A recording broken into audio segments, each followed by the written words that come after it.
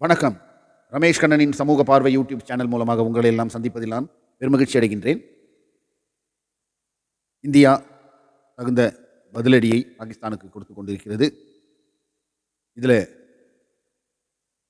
மிகவும் நாம் பெருமைப்படக்கூடிய விஷயம் என்னவென்றால், colonel Sofiya Qureshi and wing commander Vyomika Singh இவர்கள் 2 பேர் தலைமையில் பாகிஸ்தானை பந்தாடி இருக்காங்க. அதுவும் அதிநவீன கருவிகள் எல்லாம் வைத்து அதை துல்லியமாக செயல்படுத்தி ஸ்கால்ஃப் ரக ஏவுகணைகள், ஹார்பி ட்ரோன், ஹேமர் குண்டுகள்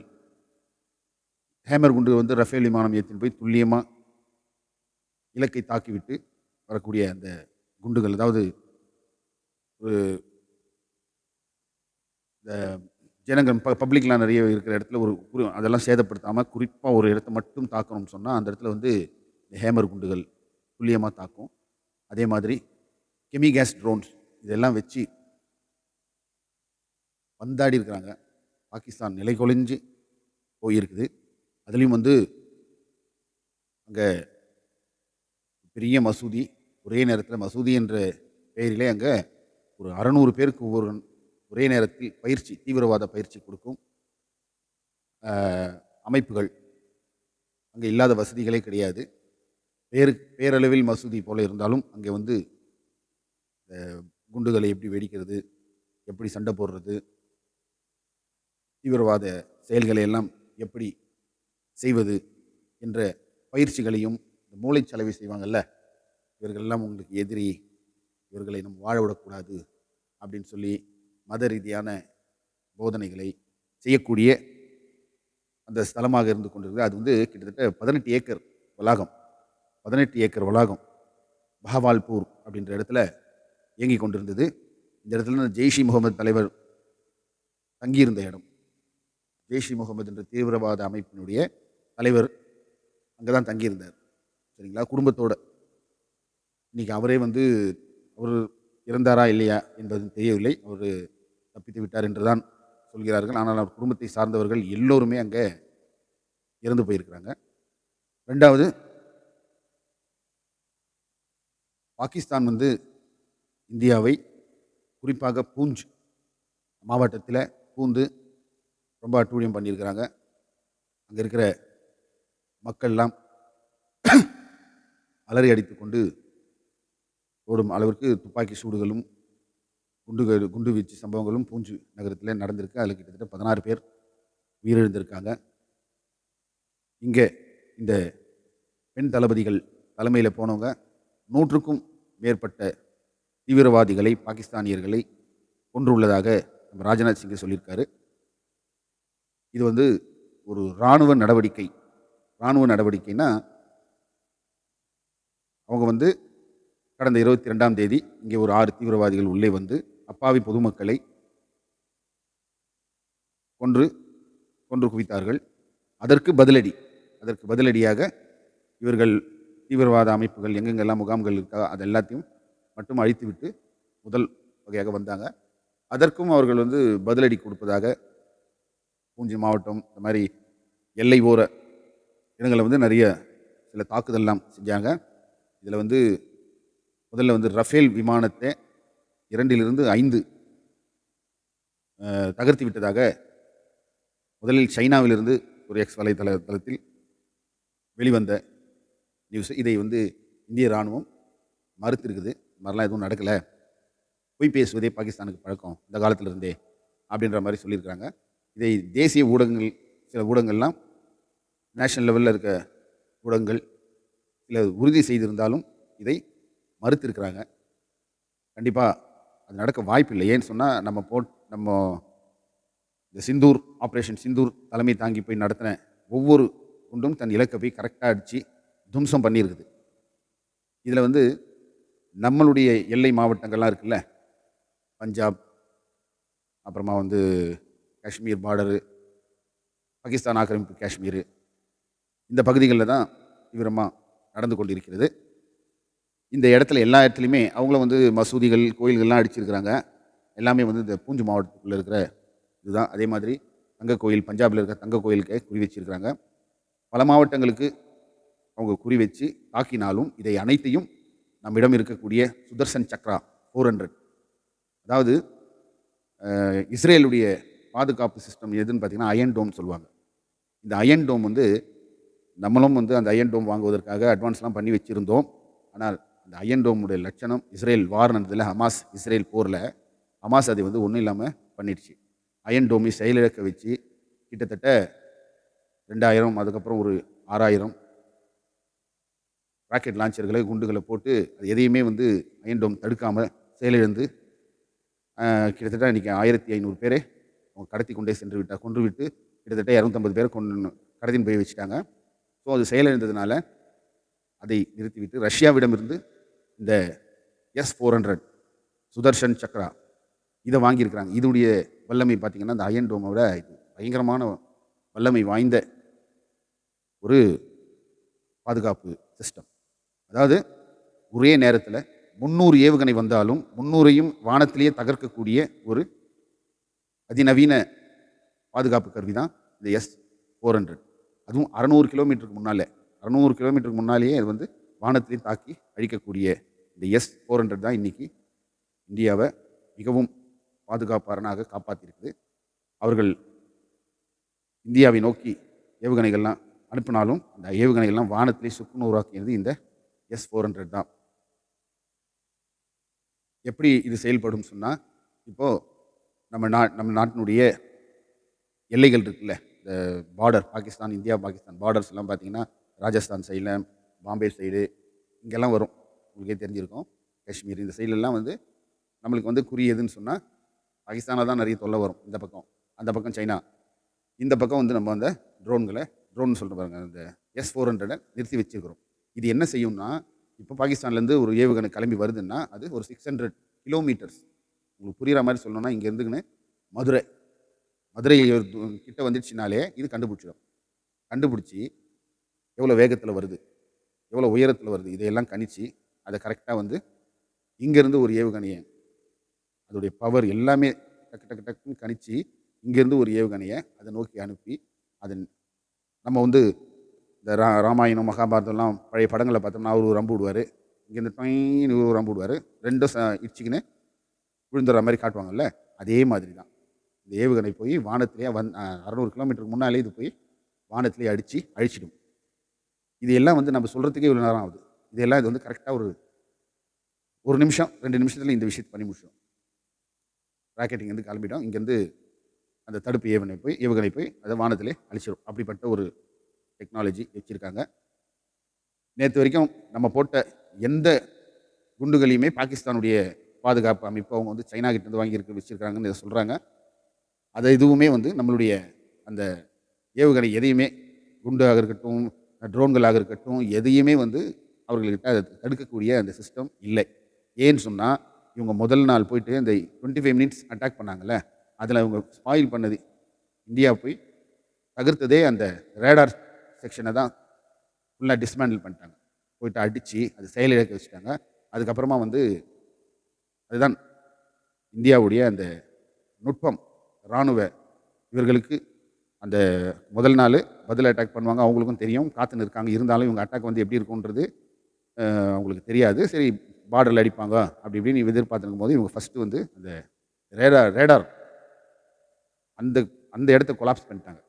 அதுக்கப்புறமா போய் எல்லாமே சக்ஸஸ் தான், எல்லாமே அடித்து இன்றைக்கி பாகிஸ்தான் அல்லோலப்பட்டு கொண்டிருக்கிறது என்பது ஒரு புறம்.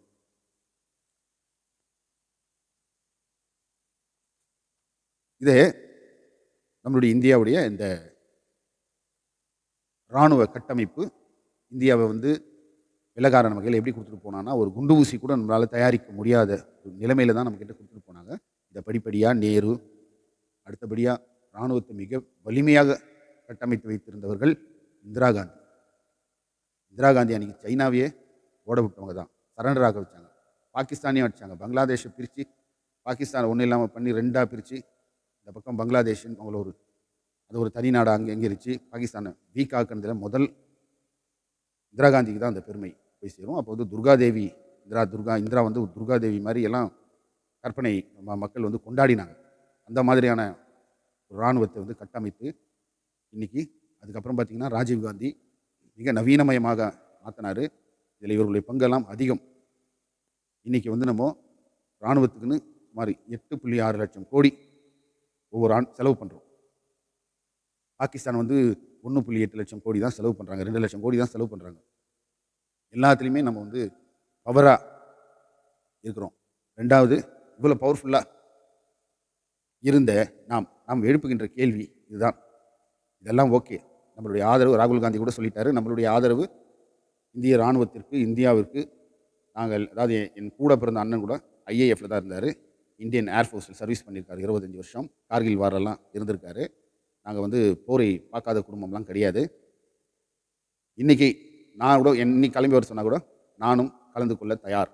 சும்மா ஏடிஎம்கேல யாரோ சொல்லிட்டு இருக்காங்க, நாங்கள் 1000 பேரை கூட்டின்னு போய் எங்களுக்கு ட்ரைனிங் கொடுங்க வரேன், அவங்களாம் வரமாட்டாங்க. ஆனால் இங்கே இருக்கக்கூடிய ஒவ்வொரு இஸ்லாமிய குடும்பத்தில் இருக்கக்கூடியவர்கள் எல்லோருமே தயார் நிலையில் இருக்காங்க. வீட்டுக்கு ஒருவர் வர வேண்டும் என்றால் கிளம்பி வரத்துக்கு ஆளாக நாங்கள் நிற்போம் அப்படின்னு எல்லாருமே சொல்லியிருக்காங்க.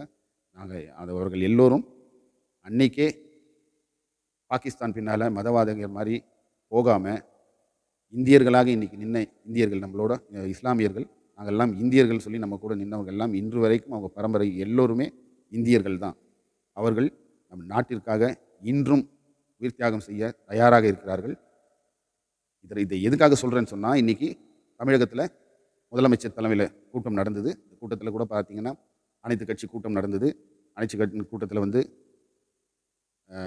அண்ணன் திருமாவளவன் அவர்கள் கூட சொல்லியிருக்காரு, பாகிஸ்தானை எதிர்ப்பதில் நாங்கள் எல்லோருமே நிற்கிறோம். அரசுக்கு, மத்திய அரசுக்கு, ஒன்றிய அரசுக்கு நாங்கள் உறுதுணையாக எந்த நேரமும் நிற்க தயாராக இருக்கிறோம். ஆனால் அதை வைத்து இங்கே இருக்கிற சங்கிகள் வந்து இங்கே இருக்கிற இஸ்லாமியர்களை சீண்டக்கூடாது, இங்கே இருக்கிற இஸ்லாமியர்களை வம்பிழுக்கக்கூடாது, அவர்களுக்கு ஒரு பாதுகாப்பு நாம் கொடுக்க வேண்டிய, அப்படி மாறிவிடக்கூடாது இந்த விஷயம் அப்படின்ற மாதிரி பேசியிருக்கிறார். இதில் நம்ம வந்து தெளிவாக இருக்கணும், சரிங்களா? ஏன்னா எல்லோரும் இந்தியர்கள். பஞ்சாபில் இருக்க சீக்கியர்கள் எல்லோரும் இராணுவத்தில் அவங்க தான் அதிகமாக இருப்பாங்க. இன்றைக்கி அவர்களுக்கெல்லாம் தான் போர் போர் போர் வரணும் வரணும் வரணும்னு பேசுகிறவங்க எல்லாருக்கும் போர் இது முழு போராக மாறணும் அப்படின்னு சொல்லி சில சங்கிகள் வந்து பேசிக்கிட்டு இருக்காங்கல்ல, அவங்களுக்கெல்லாம் சொல்கிறேன், நம்மளுக்கெல்லாம் பெருசாக எத்தனையோ கார்கில் வார்லேருந்து எல்லாமே பார்த்துருக்குறோம். நம்ம வெறும் அதையெல்லாம் செய்திகளாகத்தான் கேட்டிருக்கிறோமே தவிர அனுபவித்தது கிடையாது. போருடைய கொடுமைகள் அனுபவித்தவர்களுக்கு தான் தெரியும். பார்டரில் இருக்கவங்களுடைய நிலைமை இன்றைக்கி ஒரு நிமிடமும் அவர்கள் திக் நிமிடங்கள். எந்த நேரம் அவர்களுடைய வீடு குண்டடிப்படுமோ, எந்த நிமிடத்தில் தரைமட்டமாகுமோ, எப்போ உயிர் போகுமோ, நம்ம குடும்பத்தில் இருக்க உற்றார் உணவர் எப்போ இருப்பாங்களோ அப்படின்ற ஒரு மனநிலை இருக்குல்ல, அதை நினைத்து தான் போர் தேவையில்லை என்று காங்கிரஸும் பல விஷயங்கள் வெறும் அரசியல் மட்டும் செய்து அவர்களை அரசியல் பழிவாங்குதல் மூலமாக உலக அரங்கிலே பாகிஸ்தானை தனிமைப்படுத்தி அவர்கள் இன்றைக்கி வந்து மிக மிக நிலைமை வந்து மிகவும் மோசமாகி பொருளாதாரத்திலேருந்து எல்லாத்துலேயும் அவங்க நொடிஞ்சு போய் இருக்கிறாங்கன்னு சொன்னால் அதற்கெல்லாம் காரணம் மன்மோகன் சிங், காங்கிரஸ் தலைவர்கள் இவர்களெல்லாம் செய்த அரசியல், உலக அரங்கிலே அவர்கள் செய்த அரசியல் தான் இன்று உலக நாடுகள் எல்லோருமே சேர்ந்து அவர்களை பொருளாதாரத்தில் எல்லாவற்றிலும் அவர்களை ஒதுக்கி வச்சிருக்கிறாங்க. ஏன்னா தீவிரவாத நாடு, தீவிரவாதத்துக்கு ஆதரவாக இருக்கக்கூடிய நாடு அதுன்னு சொல்லி. ஏன்னா பின்லேடன் முதல் கொண்டு லக்ஷரி தொய்பான் வாங்க, அப்புறமா நிறைய அமைப்புகள் இருக்குது. இந்த அமைப்புகள் எல்லாருக்கும் பாகிஸ்தானோட தொடர்பு இருக்கும். இது ஐஎஸ்ஐஎஸ் தீவிரவாதிகளாக இருந்தாலும் சரி, அப்புறம் இந்த தேசி முகமதா, இந்த மாதிரி தீவிரவாதி அமைப்புகள் எல்லாத்துக்குமே வந்து பாகிஸ்தானோடு தொடர்பு இருக்கும். இதை வந்து உலக அரங்குக்கு எடுத்து சொல்லி அவருடைய ஆதாரங்களை காட்டி அவர்களை இன்று தனிமைப்படுத்தி பலவீனமாக்கி வைத்தது காங்கிரஸ் தலைவர்கள். ஏன்னு சொன்னால், போருன்னா நம்மக்கிட்ட 10 ஏவுகணை இருந்தாலும் 100 ஏவுகணை இருந்தாலும் அவங்க கையில் ஒரு 10 இருக்கும் இல்லை. அந்த 10ல் 10 வந்து இங்கே விழுந்தால் கூட ஒரு 100 குடும்பம், ஒரு 50 குடும்பம் வந்து செயலிழந்து போய் நம்ம விட்டு மக்களுக்கு சேதம் ஏற்படும் என்ற ஒரு காரணத்துக்காக. ஏன்னா இதெல்லாம் இந்தியா, சைனா வந்து மேன் பவரை நம்பி மேலே வந்த நாடுகள். மக்கள் தொகை அதிகமாக இருக்கும் நம்மகிட்டலாம். எங்கே விழுந்தாலும், எங்கே குண்டு விழுந்தாலும் உயிர் சேதம் அதிகமாக இருக்கும். அதனால் பல நேரங்களில் அவர்களுக்கு, பாகிஸ்தானுக்கு கருணை காட்டியிருக்கிறோம். அப்புறம் நிறைய விஷயங்களை மென்று முழுங்கி அட்ஜஸ்ட் பண்ணி இவர்கள் அரசியல் ரீதியாகவே இவர்களை ஒன்றும் இல்லாமல் செய்யணும்னு சொல்லி இந்த மாதிரி போர் நடவடிக்கை எடுக்காமல் காங்கிரஸ் பல கட்டங்களில் தள்ளி போட்டு வந்தது. ஆனால் அவர்கள் அதை எதையுமே பயன்படுத்தி கொள்ளாமல் இன்று வரை இது போன்ற செயல்களில் தீவிரவாத செயல்கள் தீவிரவாதிகள் எந்த எந்த கோணத்தில் எந்த ஆங்கிளில் வந்தால் சாமி பேரை சொல்லிட்டு வந்தாலும் சரி, எதை பேரை சொல்லிக்கிட்டு தீவிரவாத இயக்கம் வந்தாங்கன்னா தீவிரவாதிகளை ஒருபோதும் ஆதரிக்கக்கூடாது. நான் இதுக்கு முன்னால் சொன்ன வீடியோகளோட தீவிரவாதிகள் இருந்து ஒரு நல்ல அப்பாவுக்கோ அம்மாவுக்கோ பிறந்திருக்க மாட்டாங்க. பல மிருகங்களுடைய உயிரணுவில் ஒன்று சேர்ந்து பிறக்கும்போது தான் இந்த மாதிரியான குணங்கள் வரும்னு சொல்லி நான் வந்து சொல்லியிருக்கிறேன். அதனால் தீவிரவாதம் என்பது எந்த வகையில் வந்தாலும் ஏற்றுக்கொள்ளக்கூடாது. அதே நேரத்தில் மக்களை காப்பாற்ற வேண்டும். பாகுபலியில் கூட பார்த்தீங்கன்னா பல்வார் தேவனுக்கும் இந்த நம்ம பாகுபலியும் எதை வச்சு அவங்க ராஜாவாக இருக்கிறதுக்கு தகுதி வந்து பாகுபலிக்கு தான் இருக்குதுன்னு இதனால் சொல்கிறாங்கன்னா, மக்களை காப்பாற்றி அந்த போரில் கூட மக்களை காப்பாற்றிட்டு எதிரி அழிப்பார். மக்களுக்கு ஒரு சேதாரம் இல்லாமல் மக்களை முதல்ல காப்பாற்றுறது தான் முதல் முக்கியம்.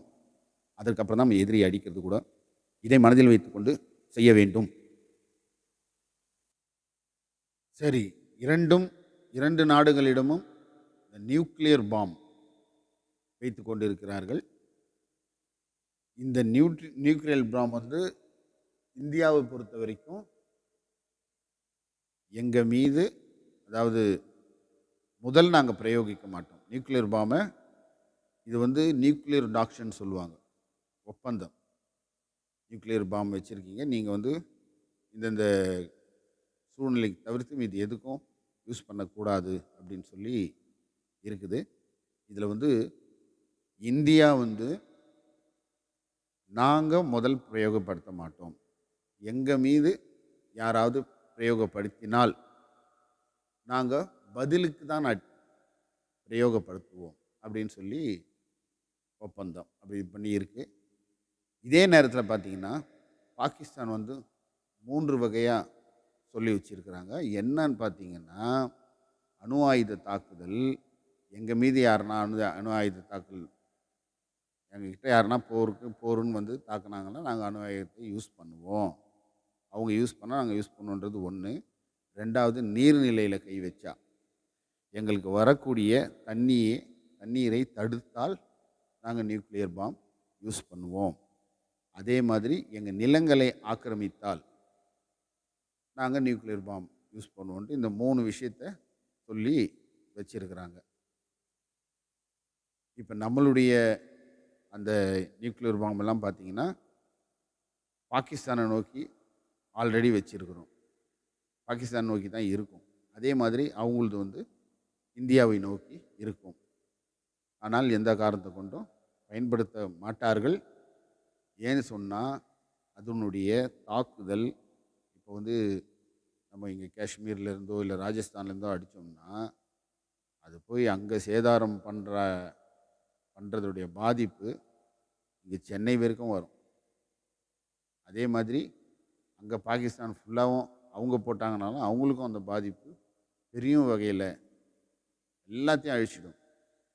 ஸோ மனித இனம் அழிவை நோக்கி போய்விடக்கூடாது என்பதில் உலக அரங்கில் எல்லா நாடுகளும் தெளிவாகத்தான் இருக்கிறாங்க. அந்த மாதிரி ஒரு சூழ்நிலை வரக்கூடாது. இது வந்து வெறும் இராணுவ நடவடிக்கை என்று பார்த்தோமேயானால் கூட, ஆனால் இவங்க வந்து பிஜேபியினர் என்ன செய்கிறாங்கன்னா, இன்றைக்கி மட்டும் நேற்றுலேருந்து 220 இடத்துல மார்க் ட்ரில்னு சொல்லி பண்ணியிருக்கிறாங்க. இது வந்து இந்தியா ஃபுல்லாக 220 மாவட்டங்களில் பண்ணியிருக்கிறாங்க. மார்க் ட்ரில்னு சொன்னால் அதான் குண்டு விழுந்தால் எப்படி தப்பிக்கிறது, அந்த நேரத்தில் ஆம்புலன்ஸ் வந்து அவங்கள எப்படி மீட்டு எடுத்துன்னு போகிறது, இந்த அணு உலைகள் எல்லாம் எப்படி கரண்ட் ஆஃப் பண்ணி எல்லாத்தையும் எப்படி சேஃப்கார்ட் பண்ணணும், எப்படி வந்து மக்களை அங்கேருந்து சேஃப் பண்ணிட்டுன்னு போனோம், இந்த மாதிரி விஷயங்கள்.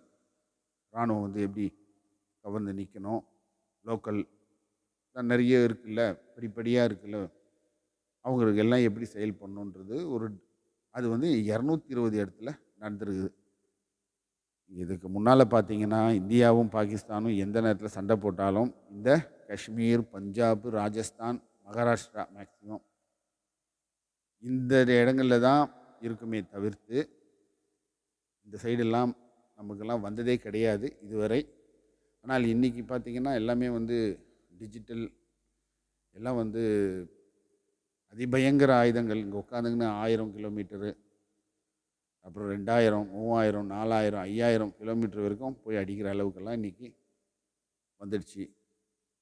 அதனால் எது வேண்டுமானாலும் போர் என்று வந்துவிட்டால் நடக்கும். இது முழு போராக மாறாமல் நாம் தான் பார்த்து கொள்ள வேண்டும்.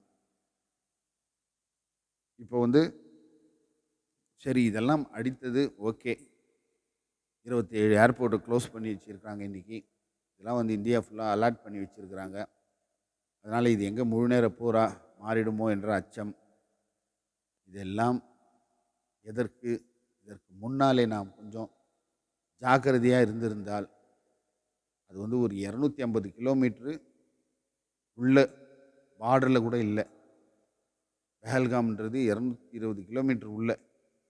220 கிலோமீட்டர் ஏற்கனவே உள்ளே வந்து ஆயுதங்கள் இல்லாமல் பயிற்சி எப்படி செய்யலாம், எப்படி திட்டமிட்டு விட்டு போயிட்டு திரும்பியும் வந்து ஆயுதங்களோடு வந்து சுட்டுருக்குறாங்க.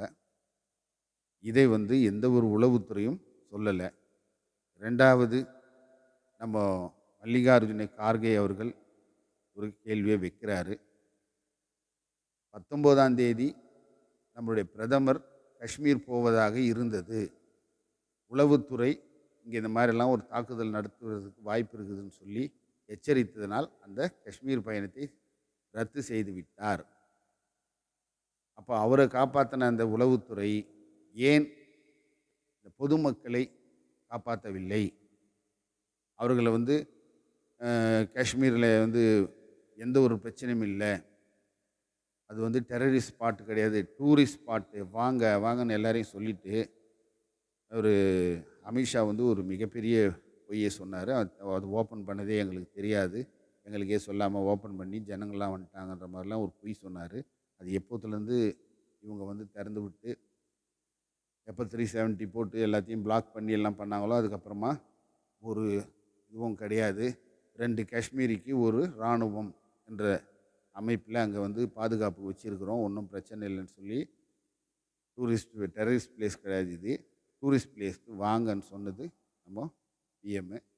அப்போது லட்சம் பேர் கூடுற அந்த இடத்துல எந்த பாதுகாப்புமே செய்து வைக்காமல் 22 பேர் பாதுகாப்பில் இருக்க வேண்டிய இடத்துல 2 பேரை மட்டும் 22 பேர் இல்லை, 22 இடங்கள் அந்த சரௌண்டிங்கில் மட்டும் 22 இடங்கள் இராணுவம் நின்று செக் போஸ்ட்டு எல்லாமே வச்சு பாதுகாப்பான இருக்க வேண்டிய இடத்துல எல்லாத்தையும் எடுத்துகிட்டு 2 பேர் இடத்துல மட்டும் இந்த பாதுகாப்பு வேலைகளை செஞ்சு வச்சுருக்கிறது ஏன்?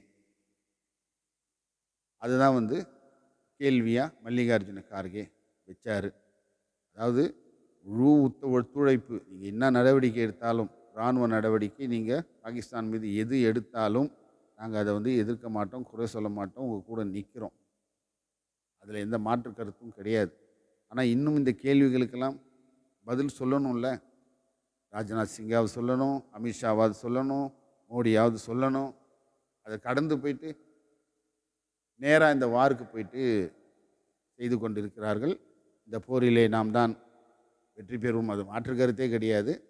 இருந்தாலும் இந்த கேள்விகளுக்கெல்லாம் நமக்கு அதிகாரத்தில் இருக்க இவர்கள் சொல்ல வேண்டும். அவர்கள் வந்து இங்கே தாக்குதல் நடத்தி 26 பேரை கொலை பண்ணி கொன்னுட்டு அவகாசமாக அவங்க தப்பிச்சு போயிருக்கிறாங்க. அவங்க தப்பிச்சு பாகிஸ்தானுக்கு போயிட்டாங்கன்னு சொல்கிறீங்க. அவங்க போனாங்களா போலியா? இந்த 6 பேரை முதல்ல பிடிச்சிங்களா? அவங்க எந்த இயக்கம்? யார் பொறுப்பெடுத்துக்கிண்டு அவர்களை அனுப்பிச்சது யார்? ஏன் ஒருவேளை நான் என்ன சொல்கிறேன், இது வந்து ஒரு ட்ரையல் பார்க்குற மாதிரி கூட இருக்கலாம்ல. நம்ம கீழே இருக்கிற ஆயுதங்கள் அது எல்லாத்தையும் வந்து பாகிஸ்தானை லேசாக நம்ம சீண்டி விட்டுட்டு நம்மளை ஒரு ட்ரையல் பார்க்குறாங்கன்னு கூட நம்ம வச்சுக்கலாம்ல. வேறு ஏதோ ஒரு நாடு, சைனாவாக இருக்கலாம், வேறு ஏதோ நாடை வந்து முதல்ல வந்து இவங்களை தள்ளி பாகிஸ்தானை தள்ளி மோத விட்டுட்டு நம்ம ஆயுதங்கள் எல்லாம் பாகிஸ்தானுக்கு நம்ம செலவழித்து விட்டு அடித்துட்டு இப்போ வந்து இஸ்ரேல் நிற்கிறாங்கல்ல, இந்த தீவிரவாதிகள் அந்த கும்பல் அவங்கள சுற்றி ஃபஸ்ட்டு அடிக்க வச்சுட்டு அவர்கள் போராளிகள், ஹமாஸ் போராளிகள் ஒரு பக்கம், ஹவுதி போராளிகள் ஒரு பக்கம், இந்த பக்கம் ஹிஸ்புல்லா போராளிகள் எல்லாருமே ஒன் பை ஒன்னாக அடித்து அவங்ககிட்ட இருக்கிற ஆயுதம் எல்லாமே தீர்ந்து போய் கடைசியில் இப்போ அமெரிக்கா விட்டுட்டு ஈரான் வந்து நேரம் பார்த்துக்கிட்டு இருக்காங்க. அந்த மாதிரி ஒரு சூழ்நிலை எல்லாத்தையும் நம்ம யோசிக்கணும். இது நம்ம பாகிஸ்தானை நம்ம அடிக்கிறது ஒரு விஷயமே கிடையாது. அவங்க வந்து நம்மக்கிட்ட வந்து நம்ம இராணுவ பலத்துக்கும் அவங்களுடைய இராணுவ பலத்துக்கும் பார்த்தீங்கன்னா, அவங்க 2ன்னா நம்ம 25 இருக்கிறோம். இந்த ரேஞ்சில் தான் இருக்கிறோம். ஆனால் இவர்களை வைத்து வேறு ஏதாவது சூழ்ச்சி நடக்குதா? இவர்கள் யார்? இந்த இந்த 6 பேரை முதல்ல எந்த அமைப்பை சேர்ந்தவங்க? அவங்க எப்படி திரும்பி போனாங்க? எங்கெல்லாம் பாதுகாப்பு குறைபாடு இருக்குது? எப்படி உள்ளே வந்தாங்க? யார் துணையில் வந்தாங்க? பிரதமர் என்ன சொல்கிறாரு? எதிரிகள் இங்கே உள்ளே தான் இருக்காங்க. அப்போ அவர்கள் யார்? 19 இப்படி சொல்லிட்டா எப்படி? அவங்க எங்கே இருக்கிறாங்க? வேலைங்க நம்ம சென்னை இங்கே அவங்கன்னா சுற்றுறாங்களா? ஏற்கனவே வந்து அந்த 6 தீவிரவாதிகள் வந்து சென்னை ஏர்போர்ட்டில் வந்து இலங்கைக்கு போய் தப்பிச்சு போன மாதிரியெல்லாம் ஒரு கதைகள் இருந்தது. அந்த மாதிரியெல்லாம் எதுவுமே இல்லை. அங்கே இலங்கையில் போய் இறங்கின ஏர்போர்ட் ஃபுல்லாகவே செக் பண்ணி எதுவும் அந்த மாதிரிலாம் எதுவும் இல்லைன்ற மாதிரி ஆச்சு. இந்த மாதிரி அவங்க இங்கே தான் இருக்கிறாங்களா? போயிட்டாங்களா? இல்லையா?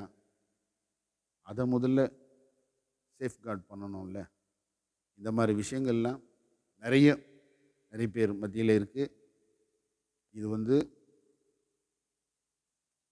அதாவது ஆட்டத்தை ஆரம்பிக்கிறது பெரிய விஷயம் கிடையாது. அதை எங்கே எப்போ நிறுத்தணுன்றதுல தான் நம்மளுடைய அந்த ராஜதந்திரமும் இருக்கிறது என்பதை தெரிவித்து கொண்டு, உலகம் அமைதியாக இருக்க வேண்டும். இதுவரை இந்த போர், வெடிகுண்டு கலாச்சாரம், இந்த அணுகுண்டு, அணு ஆயுதங்கள் இதெல்லாம் இல்லாமல் இந்தியா வந்து பன்முகம் படைத்த ஒரு நாடாகவும், சோசியலிசம், கம்யூனிசம், அதாவது எல்லோருக்கும் எல்லாம் சொந்தம், இங்கே வந்து எந்த ஒரு வேற்றுமையும் கிடையாது, மிக்சடு எக்கனாமி, நம்ம நாடு கடைப்பிடிக்கிறது மிக்சடு எக்கனாமி. இது மத ரீதியாக எதுவும் நடக்காது. யார் வேணுமானாலும் எந்த சாமியை வேணாலும் கும்பிட்டுக்கலாம், எந்த மதத்தில் வேணால் இருக்கலாம். அப்படியான ஒரு பலம் தான் இந்தியாவுடைய பலம். உலக அரங்கில் இந்தியா கிட்டே யாரும் வச்சுக்க மாட்டாங்க, வர மாட்டாங்க. எல்லாருமே வந்து ஒரு ஜனநாயக நாடுன்றதுனால பல நாடுகள் நமக்கு பொருளாதாரத்திலும் சரி எல்லா விஷயத்துலையும் நமக்கு சப்போர்ட்டிவாக இருக்கிறாங்க. இது எடுத்துக்கொள்ளாத வகையில் நாம் இந்தியா அமைதி பூங்காவாக மாறுவதற்கு நாம் மத நல்லிணக்கத்தோடு ஒருவரை ஒருவர் அண்ணன் தம்பி மாதிரி பார்த்துக்கின்னு ஒரே ரத்தம், மனித இனம் அழியாமல் பார்த்து கொள்வதற்கு நாம் எல்லாம் மத நல்லிணக்கத்தோடு வாழ வேண்டும் என்று கேட்டு மீண்டும் ஒரு நல்ல விஷயத்தோடு உங்களை சந்திக்க வருகிறேன். நன்றி, வணக்கம். உங்கள் புரசை ரமேஷ் கண்ணன். சப்ஸ்கிரைப் பண்ணுங்கள், லைக் பண்ணுங்கள், ஷேர் பண்ணுங்கள். நன்றி நண்பர்களே.